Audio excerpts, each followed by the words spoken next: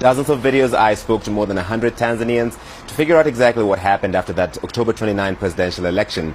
President Samia Suluhu Hassan claims to have won it with 98% of the vote. But many in the country say there was no election because in the months and weeks leading up to the election, there was a big campaign, no reform, no election, as prominent critics, opposition figures were arrested, detained, disappeared, abducted. And that is the background for these protests on election day, which quickly descended into violence as security forces violently cracked down on protesters, not just in the capital, in Dar es Salaam, in Dodoma, in Arusha, in Mwanza and other parts of the country. This is the story of how one of Africa's most popular tourist destinations descended into a hunting. In the heart of East Africa, where the Indian Ocean kisses the blood-soaked memories of elections gone wrong, a battle was born, not with guns, not with ballots, but with the truth. CNN's Larry Madowo stepped into the darkness and Tanzania government struck by with fury. This is the story of a reporter who dared to expose the shadow and a state determined to bury them. When Tanzania went to the polls, the world expected hope. Instead, it got horror. Videos leaked, bodies in morgues, stacks like an abandoned dreams, a pregnant woman bleeding after a gunshot, and whispers of mass graves in the forest of Mbeya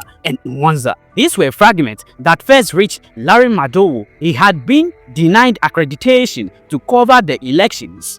They tried to silence his legs, but the truth still found him. Tanzania's second largest city, grim scenes outside the regional hospital. Bodies piled up.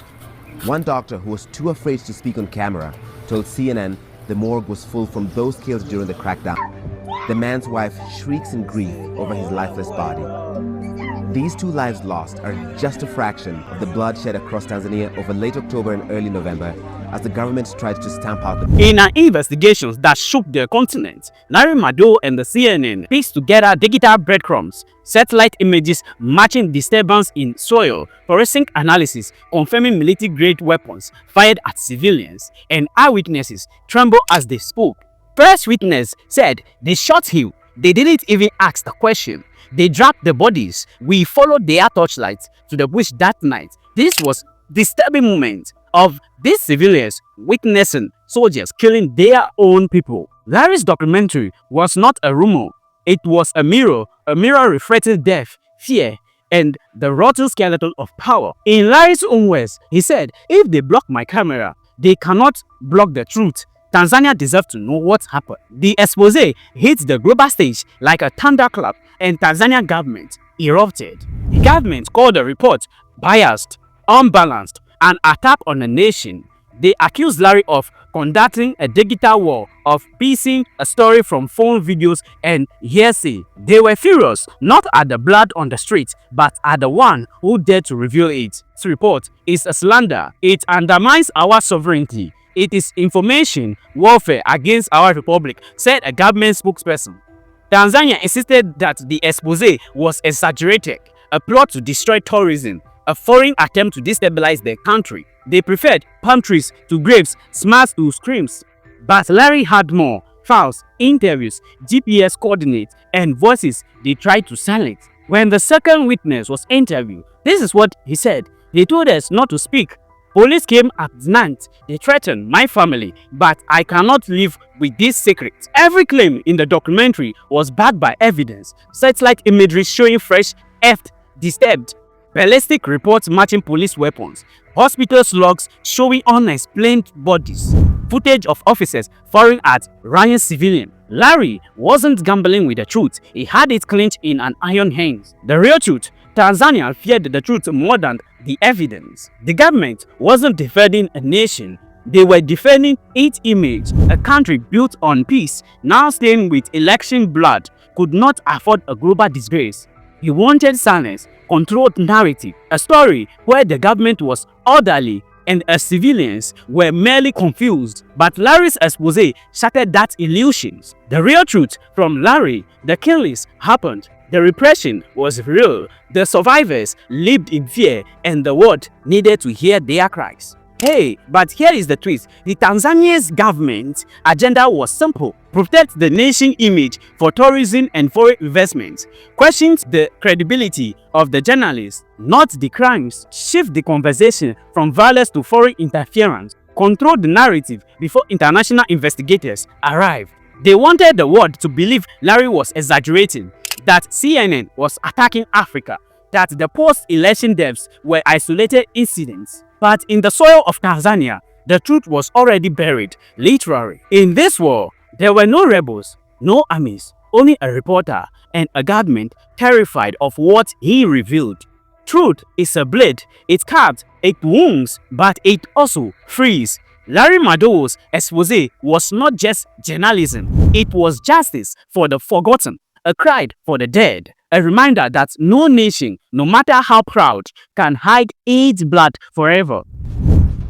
There has been a surge of media coverage, especially from foreign media outlets, publishing and broadcasting information that is one-sided, and at times distorting information in a way that incites hatred among Tanzanians against the government, pitting Tanzanians against each other based on their political, religious, and regional differences.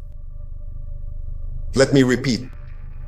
The government or government leaders, including the President of the United Republic of Tanzania, Honorable Dr. Samia Suluhu Hassan, are saddened and deeply hurt by those incidents and their consequences.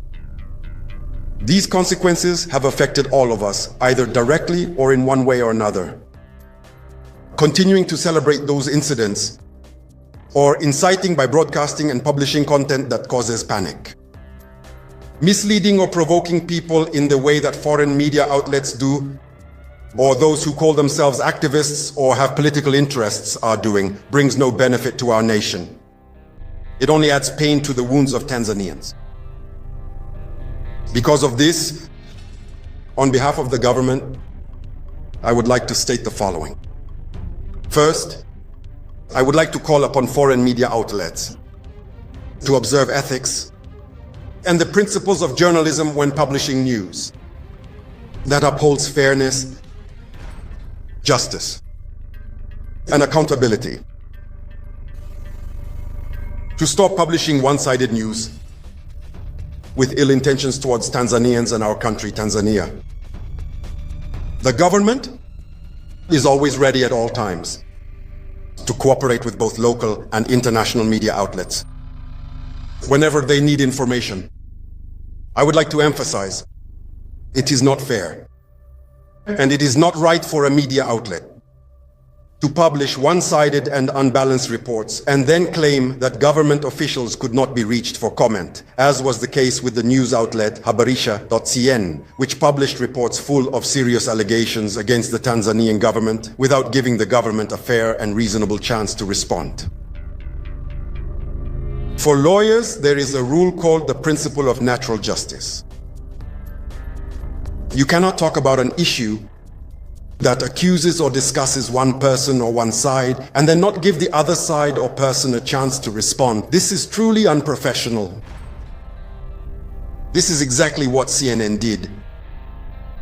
I also recognize that other media outlets have done the same. Other international media outlets like BBC, Al Jazeera, and Deutsche Welle have also done this. And I want to emphasize that it is not right and it is not fair according to the principles and ethics of journalism. This is a serious and deliberate violation. We are all journalists. We understand the principles and ethics of journalism. Any news that is published must be balanced. In Swahili, we say it should be fair. Now, my brothers and sisters, thirdly, because it is easier, he has formed an independent commission of inquiry.